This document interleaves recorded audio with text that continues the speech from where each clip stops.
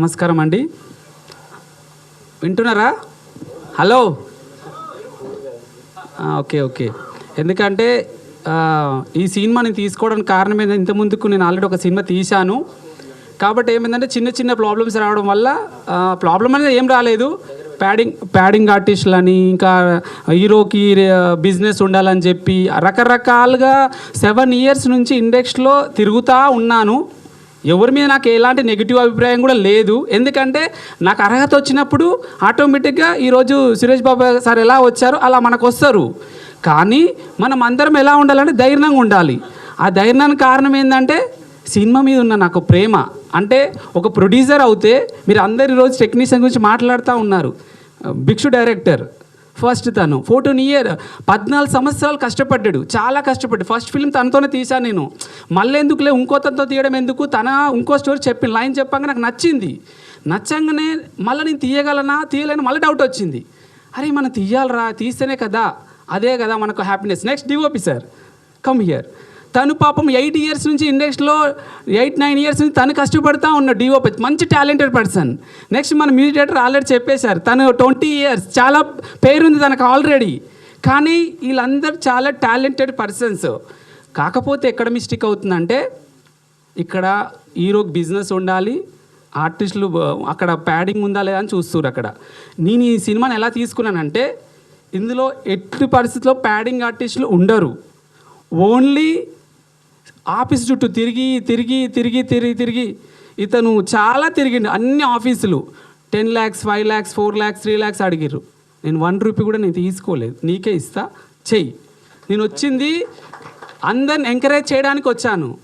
డబ్బు అనేది ఇంపార్టెంటే, కానీ ఇండస్ట్రీ కళామతాలు ఎలా ఉంటుందంటే మనం ఖచ్చితంగా ఇండస్ట్రీలో ఉన్నప్పుడు మనం అందరం కలిసి ఒకరికొకరు సపోర్ట్ చేసుకుంటూ ముందుకెళ్ళాలి. డైరెక్టర్ కోరిక ఏముంటుందంటే యాక్షన్ అన్నప్పుడు తన కోరిక ఫస్ట్ పొద్దున లేవగానే 4 గంటలకు రేపు షూటింగ్ అనగానే వీళ్ళందరూ ఎలా ఉంటారంటే రేపు షూటింగ్కి వెళ్తున్నాం అనగానే అందరూ 2 o'clock లేచి రెడీ అవుతూ ఉంటారు. ఎవరైతే ఆర్టిస్టులు ఉన్నారో వాళ్ళందరూ ఎప్పుడప్పుడు మా మేకప్ వేసుకుంటానా, ఎప్పుడప్పుడు నేను డైలాగ్ చెప్తానా అనేది ఆర్టిస్ట్ ఆలోచన ఉంటుంది. అక్కడ డైరెక్టర్ స్టార్ట్ అవుతాడు. నా డైలాగ్ ఎప్పుడప్పుడు తను చెప్తుందా, ఎప్పుడప్పుడు కెమెరా ఏమైనా స్టార్ట్ కెమెరా అనాలనేది డైరెక్టర్ ఆలోచిస్తాడు. డిఓపి ఏం ఆలోచిస్తాడు, తన బ్యూటీ ఎలా తీయాలనేది తను ఆలోచిస్తాడు.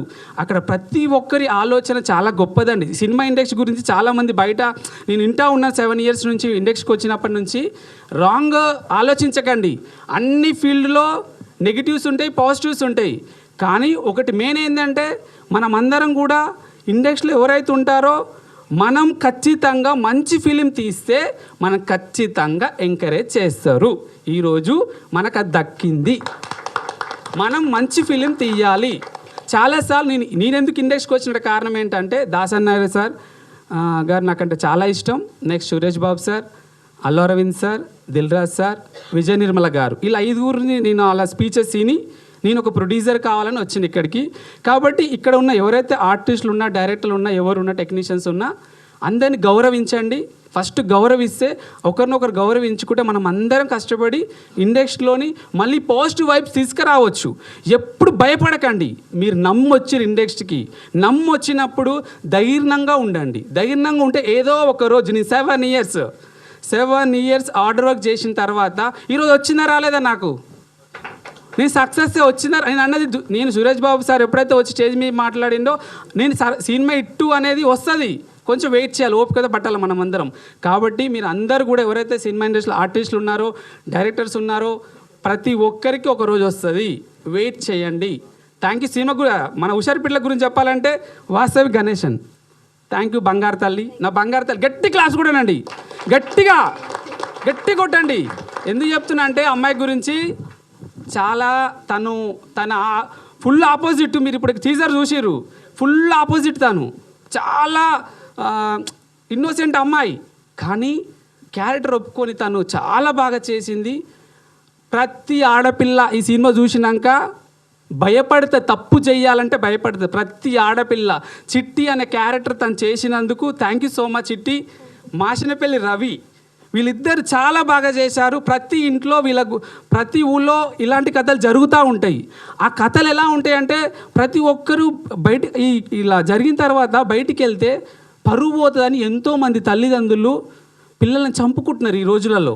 కాబట్టి ఈ సినిమా నేను ఒప్పుకోవడానికి కారణం అది. వల్గర్గా ఉంది సినిమా, కానీ చాలా డైరెక్టర్ దాన్ని చాలా సెకండ్ హాఫ్ చాలా నీట్గా చెప్పింది. దానికి నేను కన్వే అయినా. ఫస్ట్ హాఫ్ నాకు యూత్కి వదిలేసిండు, కానీ అది ఎందుకంటే మనం న్యాచురల్గా తీసుకెళ్ళాలి సినిమాని.